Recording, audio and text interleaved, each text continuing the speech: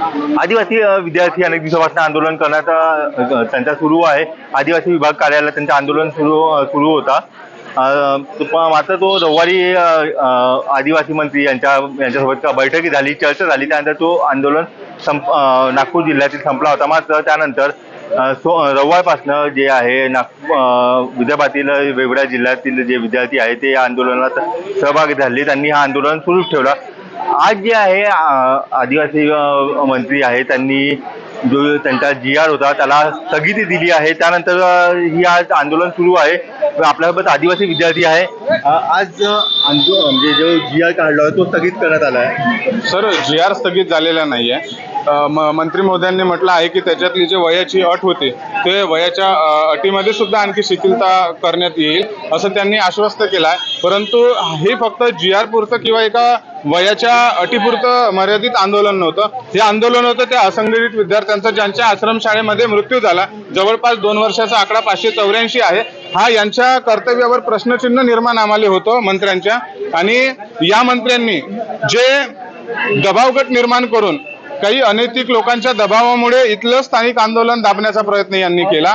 जवळपास 12,500 ची अधिसंख्य पदभरती असो, DBT सारखा GR रद्द करण्याची आमची मागणी असो, की जे न्यूक्लियस बजेट अंतर्गत ज्या ब गटाच्या योजना होत्या जे विद्यार्थ्यांच्या हिताच्या होत्या कुठेतरी 2023चा शासन निर्णय काढून यांनी वळती केल्या. परंतु अद्यापही विद्यार्थ्यांच्या शैक्षणिक हिताचा निर्णय घेताना आम्हाला आदिवासी विकास मंत्री दिसत नाही. नुकतंच काही दिवसाअगोदर मेळघाटमध्ये जो 100 विद्यार्थ्यांचा आश्रमशाळेमध्ये विषबाधासारखं प्रकरण समोर येतो आणि तिथून 4 दिवसाने मंत्री महोदय स्टेटमेंट देतात की सेंट्रल किचनच्या माध्यमातून आम्ही दर्जेदार शिक्षण देऊ. अहो उईके साहेब, सेंट्रल किचनच्या माध्यमातून दर्जेदार शिक्षण मिळतं का?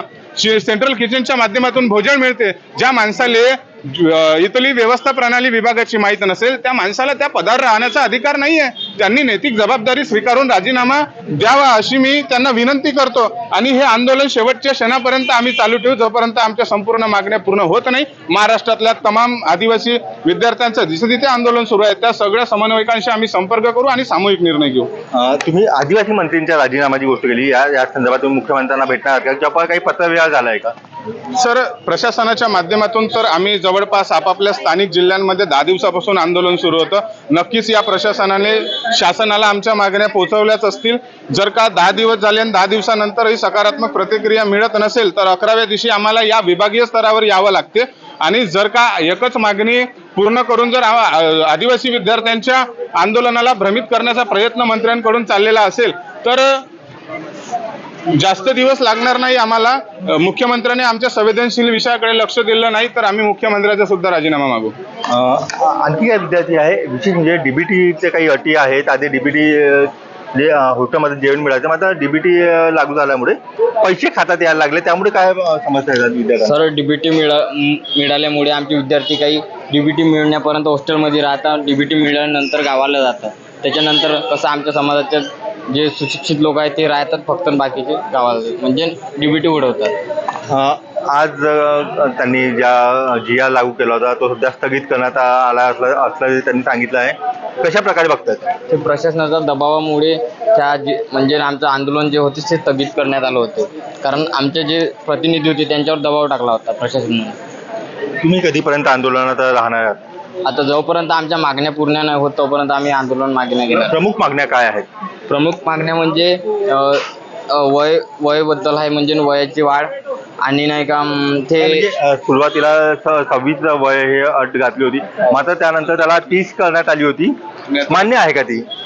नाही, आम्हाला म्हणजे शिक्षणाचे हे कधीच लिमिट संपत नाही सर.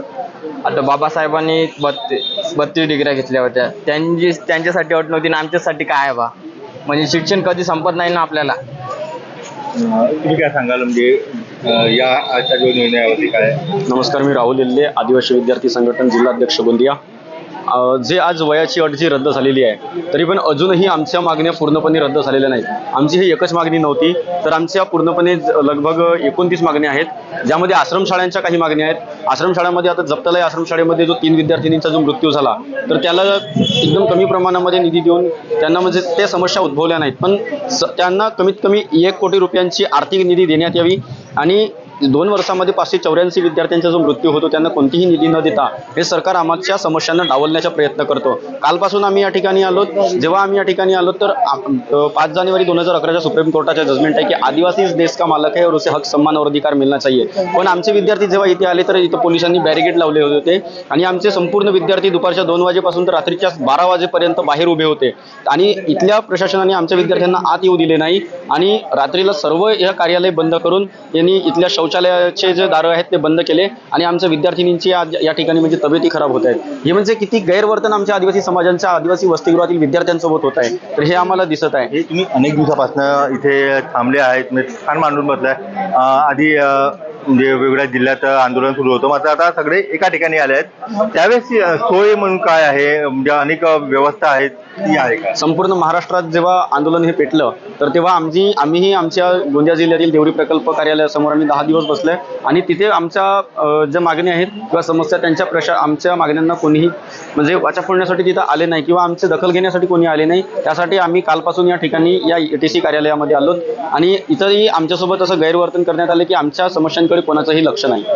आपल्यासोबत काही विद्यार्थिनी सुद्धा आहे, काही विद्यार्थी आहे. नेमकं ताई काय सांगते, म्हणजे आज एका विद्यार्थिनीची तब्येत खराब झाली आहे, काय काय म्हणजे अनेक म्हणजे त्या समस्या असलेल्या मुलींना त्या गोष्टी